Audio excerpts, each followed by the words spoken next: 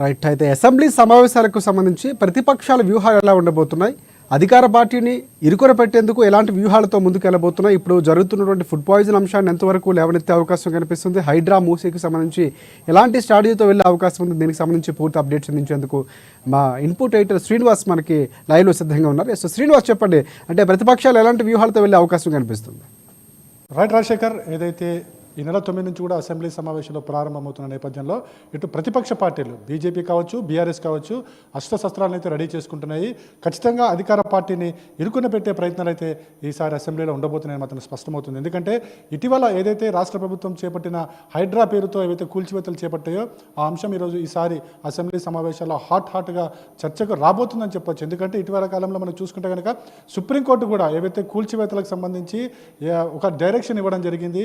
ఏ ఒక్క అధికారికి కూడా కూల్చివేతలు నేరుగా కూల్చివేసే అధికారం లేదు, అలా కూల్చివేస్తే వారి మీద చర్యలు తీసుకోవాలని చెప్పేసి స్పష్టం చేసిన తర్వాతనే హైడ్రా తన కార్యకలాపాలకు పులి స్టాప్ పెట్టడం జరిగింది. ఈ నేపథ్యంలోనే అసెంబ్లీ సమావేశాలు రాబోతున్నాయి. అసెంబ్లీ సమావేశాల్లో ఎట్లా ఉండాలి, అసలు ఏ కార్యక్రమాలు చేపట్టాలని చెప్పేసి బీఆర్ఎస్ పార్టీ ఇప్పటికే అస్త్రశస్త్రాన్ని సిద్ధం చేసుకుంది. ఎందుకంటే మనం చూస్తున్నాం కదా, గత కొన్ని రోజులుగా కూడా బీఆర్ఎస్ పార్టీ ప్రభుత్వాన్ని ఇరుకున పెట్టేందుకు అనేక ఆందోళన కార్యక్రమాలు చేపట్టింది.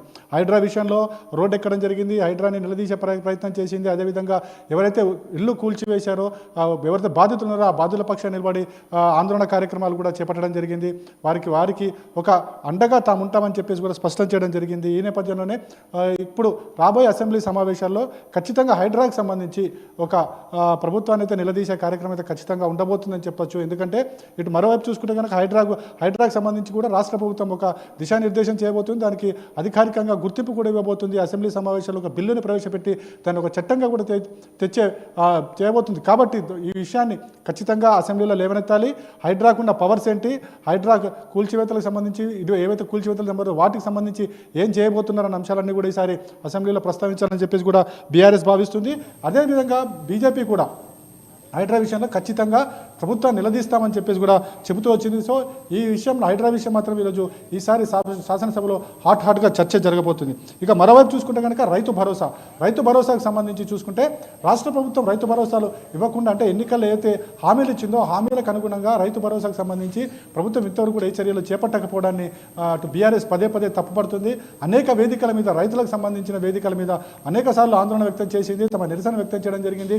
ఈ మధ్య కాలంలో చూసుకుంటే కనుక రైతు భరోసాకు సంబంధించి ఒకవైపు ప్రభుత్వం క్లారిటీ ఇచ్చినప్పటికీ కూడా బీఆర్ఎస్ పార్టీ ఖచ్చితంగా ఈ విషయంలో కూడా ప్రభుత్వాన్ని నిలదీయాలని చెప్పేసి కూడా భావిస్తుంది. ఈ నేపథ్యంలోనే ఖచ్చితంగా ఈసారి శాసనసభ సమావేశాల్లో హైడ్రా తర్వాత ప్రధాన ఎజెండాగా రైతు భరోసా ఉండబోతుంది. రైతు భరోసాకు సంబంధించి ఇటు బీజేపీ, బీఆర్ఎస్లు ప్రభుత్వాన్ని నిలదీయబోతున్నాయి. ఇక మరోవైపు చూసుకుంటే కనుక మనకి ముఖ్యంగా చూసుకుంటే నెక్స్ట్ జనగణనకు కులగణన ఏదైతే జనాభా సేకరణ కార్యక్రమం ఉండబోతుందో అది కులాల సమీకరణ మీద జరగాలి, కులగణన జరగాలి అని చెప్పేసి పదే బీఆర్ఎస్ డిమాండ్ చేస్తుంది, అటు బీజేపీ కూడా డిమాండ్ చేస్తుంది. కానీ ఇప్పుడు రాష్ట్ర ప్రభుత్వం కూడా అదే దిశలో ఉంది. ఎందుకంటే కులగణన జరగాల్సిందే, ఏ క్యాస్ట్లో ఎంతమంది జనాభా ఉన్నారో ఆ జనాభాకు తగ్గట్టు అక్కడ అది ఏవైతే పథకాలు అవుతున్నాయో పథకాలు వాళ్ళకి అందుతున్నాయా లేదా అనే అంశాలన్నిటి మీద కూడా ఒక చర్చ జరగాలంటే ఖచ్చితంగా కులగణన జరగాలని చెప్పేసి కూడా కాంగ్రెస్ పార్టీ భావిస్తుంది. సో కాంగ్రెస్ పార్టీ ఏవైతే ఈ కులగణనకు సంబంధించి చర్చకు తీసుకొచ్చే క్రమంలో మళ్ళీ బీఆర్ఎస్ పార్టీ కాంగ్రెస్ పార్టీకి సపోర్ట్ చేస్తుందా లేదా, బీజేపీ సపోర్ట్ చేస్తుందా లేదా చూడాలి. ఎందుకంటే బీఆర్ఎస్ పార్టీకి సంబంధించిన కులగణన అనేది మరొక దిశలో ఉంటే అధికార పార్టీకి మరో దిశలో ఉంది. సో ఈ రెండు కూడా కలిసి ఈ కులగణనకు సంబంధించి ఓకే చేస్తాయా లేదా, ఓకే చేసిన తీర్మానాన్ని కేంద్రానికి పంపించాల్సి ఉంటుంది. సో దీని మీద కేంద్రం ఒక తీర్మానం చేసి, శాసనసభలో ఒక తీర్మానం చేసి కేంద్రానికి పంపించే అవకాశం ఉంది. ఇక మరోవైపు చూసుకుంటే కనుక విద్యుత్ కమిషన్ సంబంధించి కూడా ఒక రిపోర్ట్ ఇవ్వబోతున్నారు. ఎందుకంటే ప్రతిసారి కూడా విద్యుత్ ఛార్జీల పెంపకం సంబంధించి పెంపు ఉంచాలా వద్దా, ఎంత పెంచాలన్న అంశాన్ని అన్నింటినీ కూడా కమిషన్ ఒక రిపోర్ట్ ఇవ్వబోతుంది. సో ఆ రిపోర్ట్ను శాసనసభలో ప్రభుత్వం ప్రవేశపెట్టింది. ఈ ఏదైతే ఈ విద్యుత్ కమిషన్ సంబంధించి రాష్ట్ర ప్రభుత్వం ఏదైనా నిర్ణయం తీసుకుంటే, అంటే కరెంటు ఛార్జీల పెంపులకు సంబంధించి నిర్ణయం తీసుకుంటే కనుక ఖచ్చితంగా అసెంబ్లీలో నిలదీయాలని చెప్పేసి కూడా బీఆర్ఎస్ పార్టీ భావిస్తుంది. సో మొత్తానికి చూసుకుంటే కనుక ఈ అసెంబ్లీ సమావేశాలు హాట్గా ఉండబోతున్నాయి. అంటే శీతాకాలంలో వేడి పుట్టించే విధంగా ఈ సమావేశాలు ఉండబోతున్నాయి. 9వ తారీఖు అసెంబ్లీ సమావేశాలు ప్రారంభమవుతాయి. ప్రారంభమైన అరగంటకే సభ వాయిదా పడుతుంది. ఆ తర్వాత మనకి అక్కడ లోపల సమావేశాలు జరుగుతాయి. సమావేశాల్లో ఒక సమయం నిర్దేశించబడుతుంది.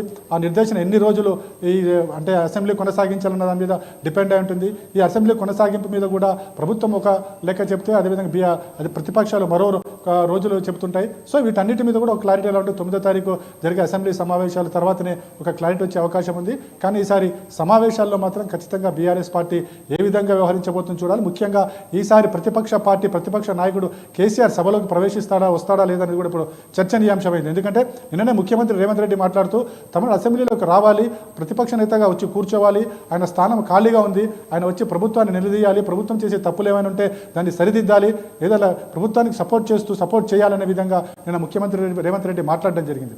సో ఇవి అన్ని విషయాలు చూసుకుంటే కనుక ఈసారి శాసనసభకు ప్రధాన ప్రతిపక్ష పార్టీగా మనకి కేసీఆర్ వస్తారా రానేది కూడా ఒక హాట్ చర్చ జరుగుతుంది. ఒకవేళ కేసీఆర్ రాకపోతే అది అధికార పార్టీకి ఒక అస్త్రం ఇచ్చినట్లు అవుతుంది. దాన్నే బేస్ చేసుకుని ఆ కాంగ్రెస్ పార్టీ బీఆర్ఎస్ పార్టీని కడిగేసే అవకాశం కూడా లేకపోలేదు. మొత్తానికైతే ఈ శీతాకాల సమావేశాలు 9వ తారీఖు నుంచి ప్రారంభమవుతున్నాయి. ఎన్ని రోజులు ఈ సమావేశాలు జరుగుతాయి అనేది అసెంబ్లీ మొదటి రోజు తర్వాత తెలుస్తుంది. రాజశేఖర్. రైట్. Thanks for